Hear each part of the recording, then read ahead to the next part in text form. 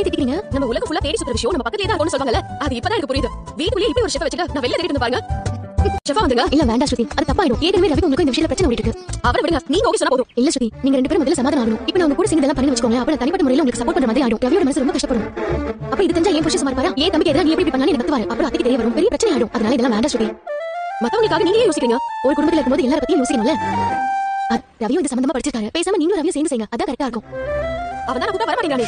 நீங்க அவரை எப்படியாவது சமாதானப்படுத்தி உங்க ஹோட்டலுக்கு வர வைங்க. நானும் அதுக்கு ட்ரை பண்ணிட்டு இருக்கேன். பாப்போம். நான் முடியாதுன்னு சொல்லிட்டு தப்பா எடுத்துக்காதீங்க. நான் உங்களுக்கு வெளிய இருந்து எவ்வளவு ஹெல்ப் பண்ண முடியுமோ அவ்வளவு ஹெல்ப் பண்றேன். சச்ச, நான் இத பாத்துக்க போறேன். நீங்க சொல்றது தான் கரெக்ட்.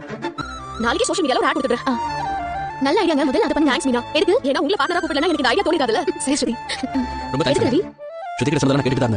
எங்க ரெண்டு பேருக்குள்ள பெரிய பிரச்சனை வராம தடுத்துறீங்க. ரவி, நான் ஸ்ருதி கிட்ட சொன்னதா உங்ககிட்ட சொல்றேன். நீங்க ரெண்டு பேரும் ஒருத்தருக்கு ஒருத்தர் விட்டு கொடுத்து போணும். அப்பதான் உங்க வாழ்க்கையில எந்த சிக்கலும் இல்லாம இருக்கும். இல்ல நீ ஸ்ருதி ரொம்ப அடமட்டா இருக்க அந்த விஷயத்தை. ஏங்க அப்படி எல்லாம் பார்த்தா உங்க அண்ணன் ஸ்ருதி பிடிவாதம் பிடிக்க போறாங்க. அவரே நான் சொன்னதை கேக்குறாருல.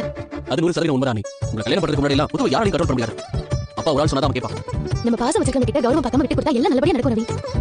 இது நீங்க ரெண்டு பேரும் சேர்ந்து பண்ண வேண்டிய பிசினஸ். உங்களால இப்ப முழுசா அவங்க கூட சேர்ந்து வேலை பார்க்க முடியலனாலும் உங்களுக்கு நேரம் கிடைக்கும் போதெல்லாம் வந்து பாக்குறேன். இல்ல அங்க சமைக்க வரவங்களுக்கு சொல்லி கொடுக்கறேன்னு ஸ்ருதி கிட்ட சொல்லுங்க. சரி. சாமா டெஸ்டினா. அடுத்த பிசினஸ் சூப்பர் ஆரம்பிச்சிரோமா? ஒன்லி ஈவினிங் மட்டும் போட்டா போதும். 6 மணிக்கு பிசினஸ், அப்புறம் சூப்பர் பிசினஸ். என்ன சொல்ற? ஏடா சும்மா இருக்க மாட்டியாடா? சூப்பு தான குடிக்கிற, அது குடி. கேளுடா, அப்பாக்கு சூப்பு பிடிச்சிருக்கு. நியாயமா? உனக்கு தான் டாக்டர் பண்ணணும். நீ குடி. என்ன பெரிய சூப்பு? எல்லாரும் செய்யற மாதிரி தான் செஞ்சிருக்கா. இதுக்கு போய் இவ்வளவு ஓவரா பில்ட் அப். இதுக்கு இவளுக்கு டாக்டர் பட்டவே கொடுக்கணுமா? அத்தை, நான் அப்படியே எதுவும் கேட்கல அத்தை. நான் அதுக்கு ஆசைப்படவும் மாட்டேன். நீ ஆசைப்பட்டாலும் உனக்கு அதெல்லாம் கிடைக்காது. நம்ம வீட்ல டாக்டர் பட்டம் வாங்குற அளவுக்கு திறமை நம்ம மனசுக்கு மட்டும் தான் இருக்கு. வா, சூப்பு குடிக்கிறதுக்கு அம்மா சும்மா சொல்லுப்பா. கரெக்ட்டா குடி மேல காமெடி பண்ணி விட்டாங்க.